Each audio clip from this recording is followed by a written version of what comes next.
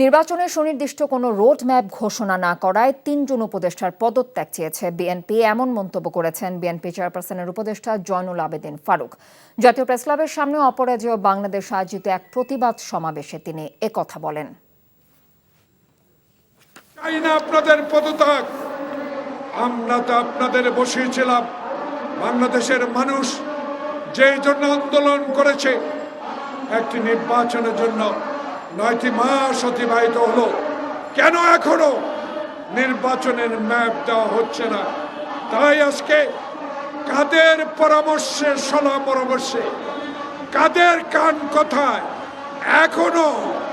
এখনো নির্বাচনের তফসিল ঘোষণা করা হয় নাই। তাই আমাদের দল আপনাদের ৩ জনের আগেই পদত্যাগ করতে হবে। এই ঈদে জামা জুতো অ্যাক্সেসরিজের ডিসকাউন্ট।